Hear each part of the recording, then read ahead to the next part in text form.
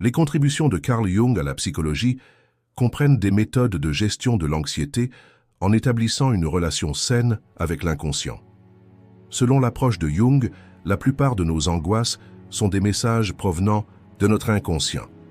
Si nous les supprimons, ils peuvent devenir une source de stress plus importante.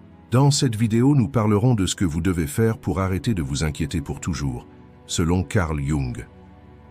1. Rendez votre anxiété tangible. L'anxiété est l'un des plus grands fardeaux pour l'esprit humain.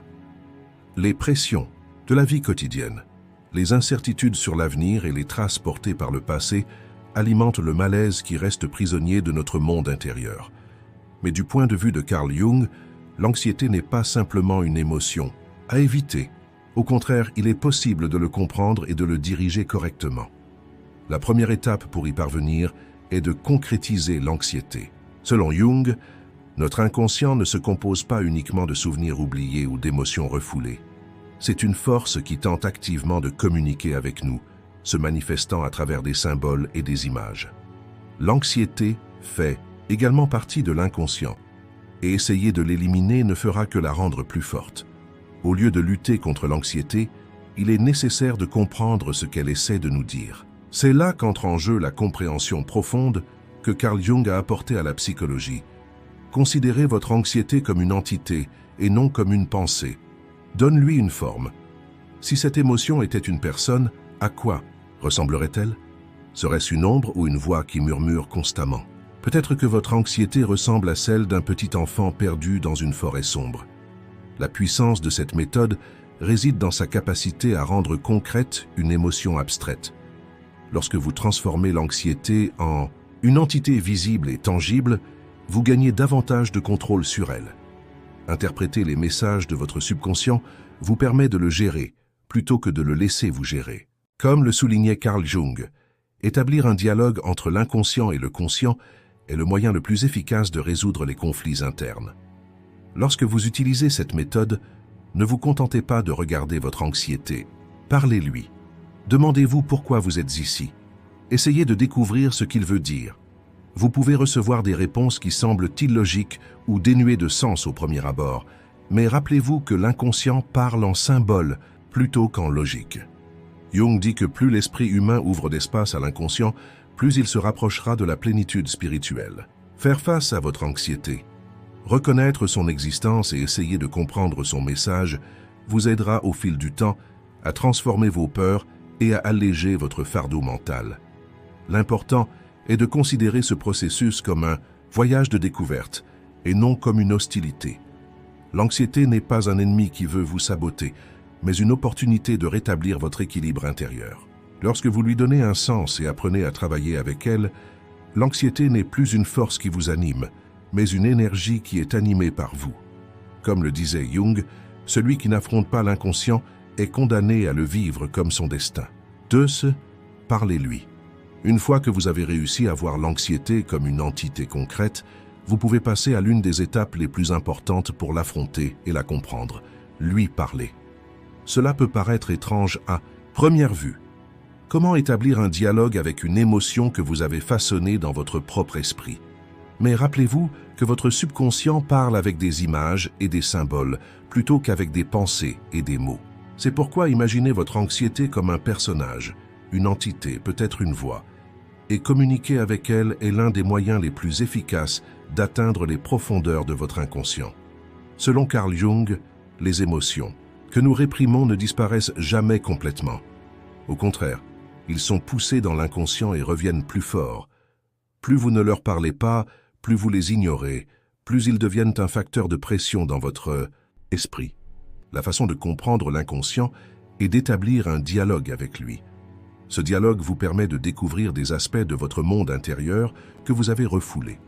L'anxiété n'est pas vraiment un ennemi, c'est un messager qui essaie de vous dire quelque chose. Mais si vous n'écoutez pas, ce message peut passer d'un murmure à un cri.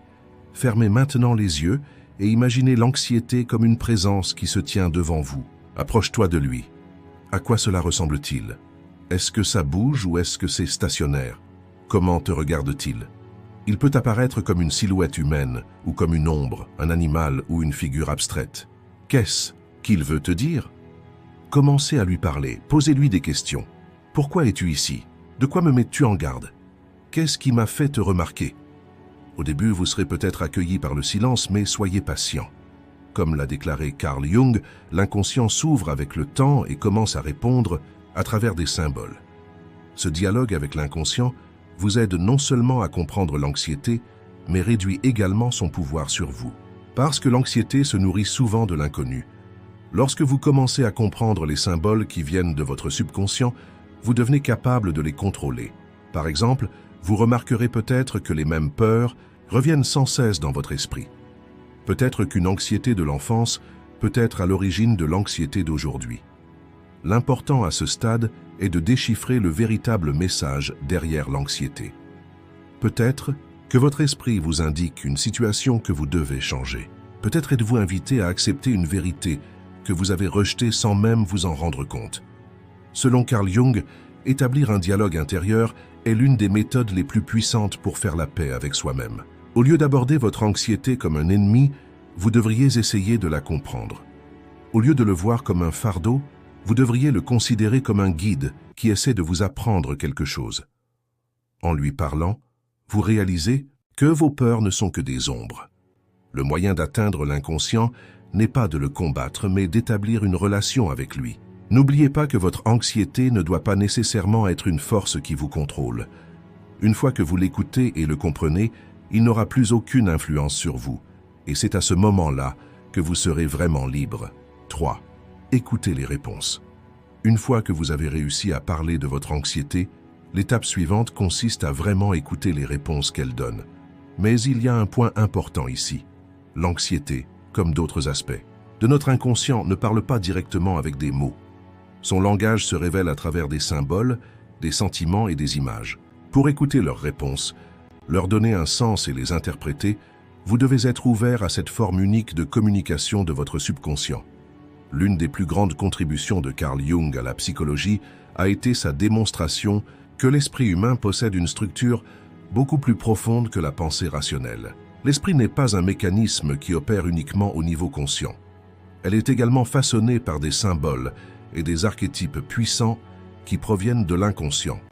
Alors que vous essayez de comprendre les réponses que l'anxiété apporte, vous devez être prêt à affronter ces symboles.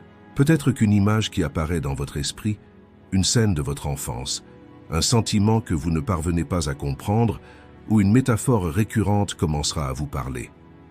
L'inconscient n'est pas, par nature, un narrateur, direct. Il parle généralement de manière indirecte et mystérieuse. Lorsque vous écoutez les réponses, vous ne devez pas les juger sur leur signification superficielle. Une image, un mot, un sentiment. Ce sont des indices que votre subconscient vous donne. Comme l'a souligné Jung, l'esprit rationnel peut ne pas être capable de saisir ces symboles immédiatement, mais essayer de les comprendre intuitivement en les ressentant renforcera votre connexion avec votre monde intérieur.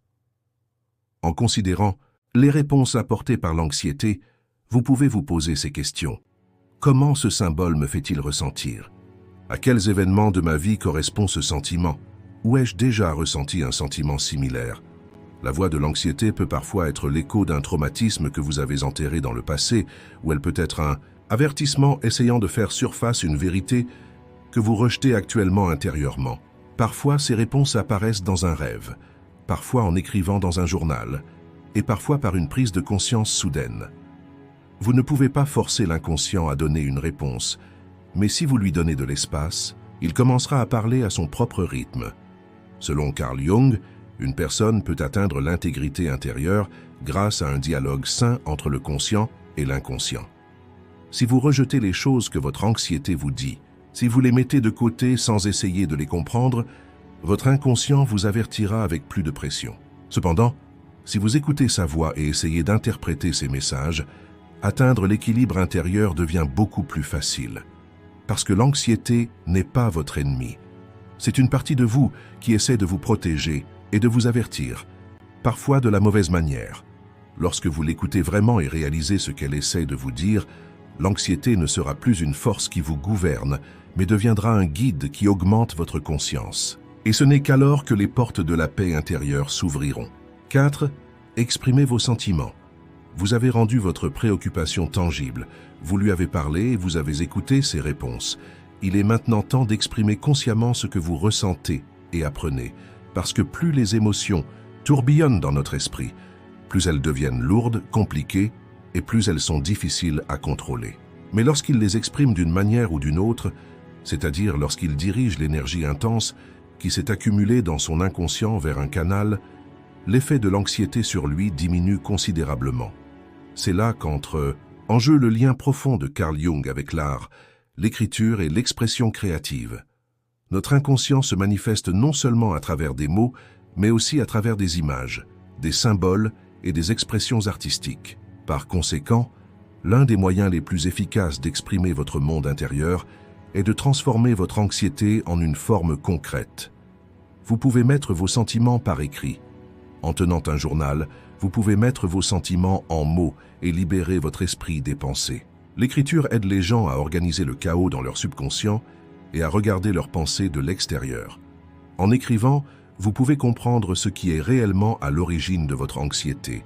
Des phrases qui semblent désorganisées au début commencent au fil du temps à démêler les nœuds de votre monde intérieur. Mais l'écriture n'est pas le seul moyen. Comme l'a également souligné Carl Jung, l'art est l'une des formes d'expression les plus puissantes de l'inconscient. Dessiner, peindre, créer des sculptures, exprimer des émotions à travers la musique.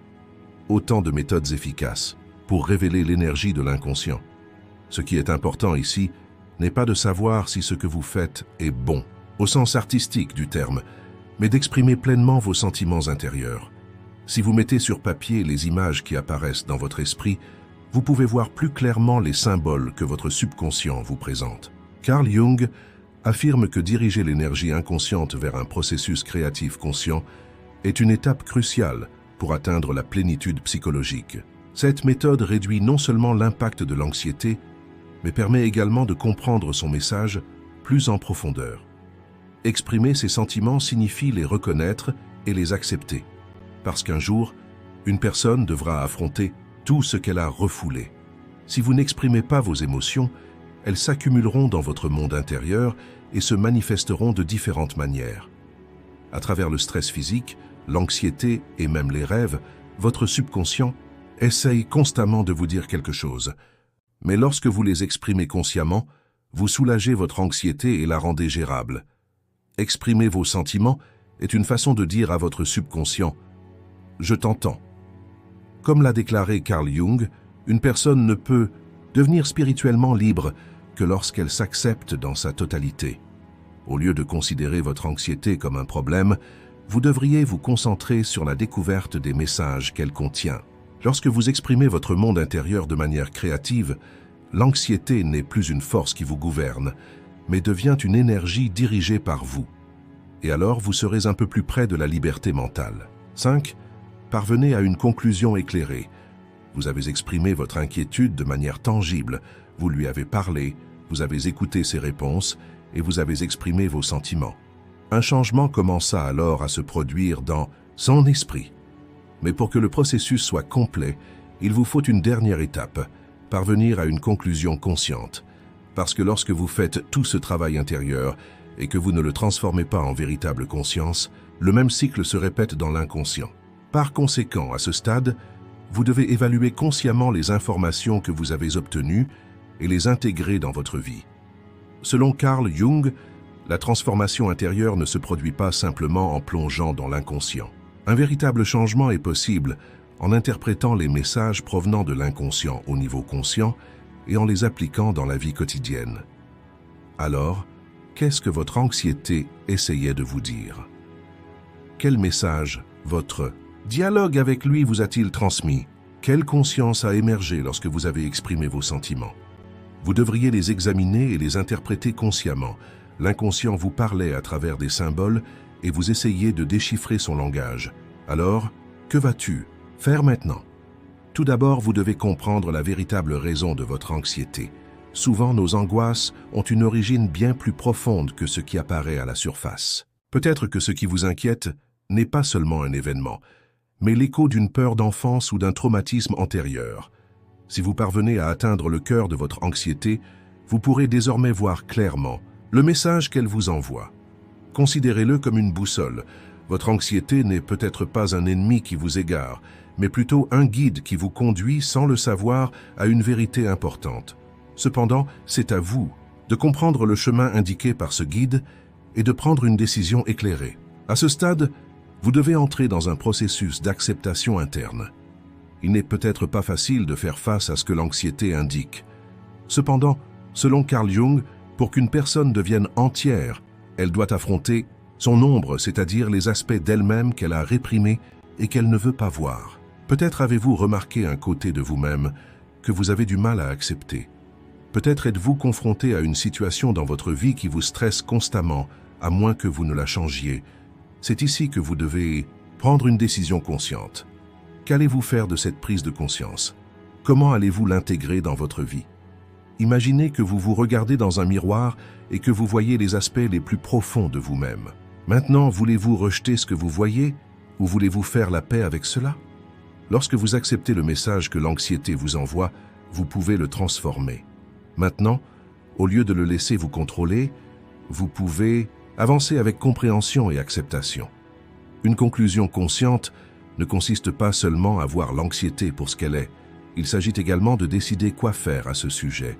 À ce stade, pour compléter votre processus intérieur, demandez-vous « Comment cette prise de conscience m'a-t-elle changé? Quel regard est-ce que je porte sur moi-même et sur ma vie maintenant ?» Lorsque vous acceptez votre anxiété comme un enseignant plutôt que comme un problème, vous commencez à vous transformer véritablement.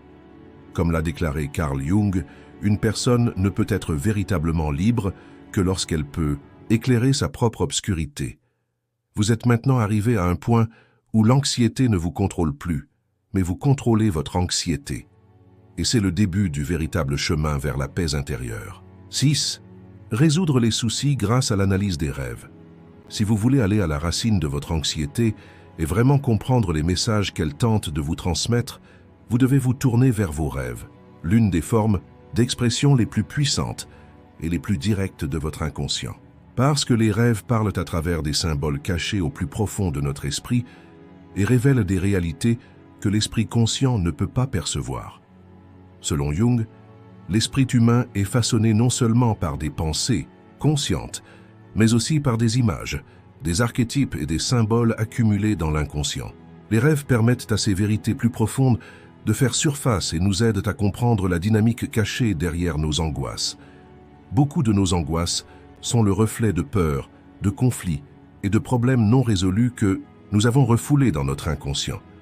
De nombreuses émotions que nous ignorons inconsciemment dans la vie quotidienne, auxquelles nous évitons de penser ou que nous ne pouvons pas comprendre à un niveau conscient, se manifestent dans le monde des rêves. L'analyse des rêves est donc l'un des moyens les plus efficaces pour résoudre nos préoccupations. Les rêves ne parlent pas directement. Ils nous envoient des messages à travers des métaphores et des symboles. Carl Jung soutient que les rêves sont nourris non seulement par nos expériences individuelles, mais aussi par l'inconscient collectif. Ainsi, les images que vous voyez dans vos rêves ne sont pas seulement des scènes aléatoires de votre passé personnel, mais peuvent également contenir des symboles universels qui se trouvent dans l'inconscient collectif de l'humanité. Par exemple, un plan d'eau que vous voyez dans votre rêve peut symboliser une plongée dans les profondeurs de votre inconscient, tandis qu'un pont peut représenter une transition importante dans votre vie ou le besoin d'unir deux directions opposées. Cependant, lorsque vous découvrez la signification des symboles de rêve, vous devez les interpréter par rapport à votre propre monde intérieur et non selon des modèles généraux. Les thèmes récurrents dans vos rêves que vous ne pouvez pas saisir avec votre esprit conscient peuvent vous montrer sur quelle peur vous devez travailler.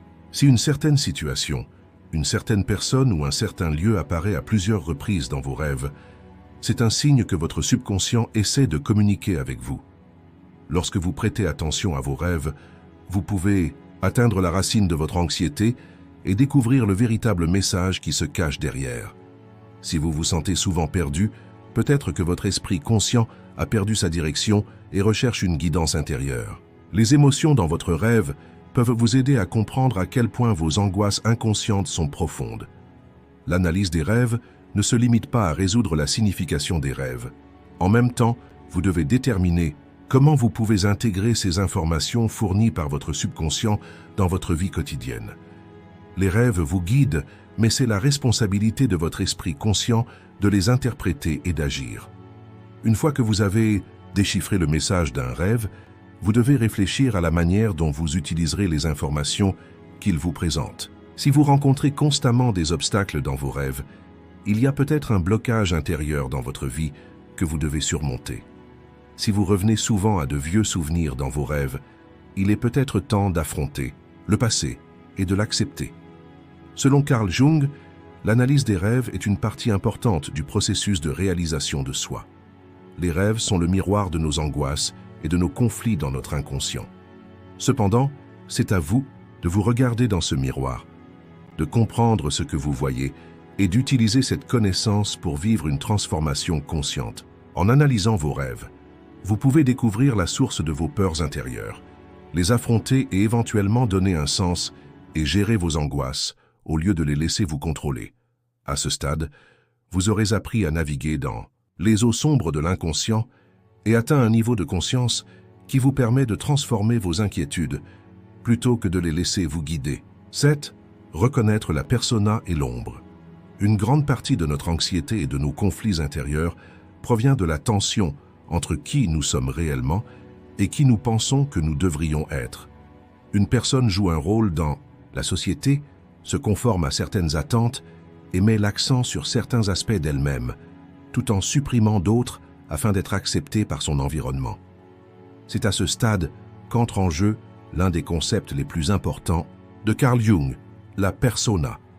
La personnalité est le masque que nous affichons dans la société. Ce masque peut apparaître de différentes manières dans notre vie professionnelle, nos relations familiales et notre environnement social, et il nous donne une identité. Mais la personnalité ne reflète pas toujours notre véritable identité, car au contraire, cela peut parfois nous amener à nous éloigner de notre véritable moi. La personnalité est nécessaire à la survie et à l'acceptation dans la société, parce que la nature humaine exige le besoin d'exister en communauté. Mais le problème surgit lorsque nous nous identifions à la personne. Si nous adoptons complètement ce masque et pensons qu'il s'agit de notre véritable moi, nous commencerons à vivre des conflits internes. Par exemple, nous pouvons réprimer nos véritables émotions afin de projeter une image de force, de réussite et de contrôle au monde extérieur. Ou bien, nous pouvons ignorer nos propres désirs, nos peurs et nos instincts afin de répondre aux attentes de ceux qui nous entourent. Cette situation crée une ombre qui s'accumule dans l'inconscient au fil du temps et se manifeste par de l'anxiété, du stress et même de la dépression. C'est là qu'entre en jeu le concept « ombre » de Carl Jung. L'ombre est constituée d'aspects de nous-mêmes qui sont cachés dans notre inconscient, refoulés et que nous ne voulons pas accepter. Nous rejetons les parties de nous-mêmes que nous considérons comme mauvaises ou faibles afin d'adopter les comportements bons et acceptables enseignés par la société et la famille. Nos aspects refoulés peuvent faire surface sous forme d'explosions soudaines de colère, d'anxiété inexpliquée ou même de comportements d'auto-sabotage. Alors, pouvons-nous vraiment surmonter notre anxiété sans connaître notre ombre? La réponse est non. Selon Carl Jung, une personne ne peut devenir véritablement intégrée que lorsqu'elle reconnaît et affronte son ombre. Plutôt que de réprimer ou de fuir l'ombre, nous devons la comprendre et faire la paix avec elle. Parce que l'ombre contient non seulement nos aspects sombres, mais aussi notre potentiel que nous pouvons développer, mais dont nous ne sommes pas conscients. Ainsi, au lieu de voir l'ombre comme un ennemi, Jung recommande d'établir une relation consciente avec elle. Pour connaître votre ombre, vous pouvez observer les situations et les émotions qui vous mettent le plus mal à l'aise. Connaître son ombre signifie se comprendre à un niveau plus profond. Si vous vivez uniquement avec la personnalité, vous vivrez une vie superficielle et perdrez votre paix intérieure. Mais si vous reconnaissez votre ombre et l'acceptez, vous deviendrez une personne intégrée. Si vous voulez comprendre la source de vos angoisses et vous en libérer, vous devez plonger non seulement dans vos pensées conscientes, mais aussi dans les profondeurs de votre subconscient. Lorsque vous établissez l'équilibre entre votre personnalité et votre ombre, vous commencez à vivre selon votre propre essence et non selon les attentes des autres. À ce stade, l'anxiété n'est plus une force qui vous contrôle, mais devient plutôt un guide pour votre transformation intérieure. La vraie liberté vient de l'acceptation de tous les aspects de vous-même. Dans cette vidéo, nous avons parlé de ce que vous devez faire pour arrêter de vous inquiéter pour toujours, selon Carl Jung. N'oubliez pas de vous abonner à notre chaîne pour plus de contenu. Merci.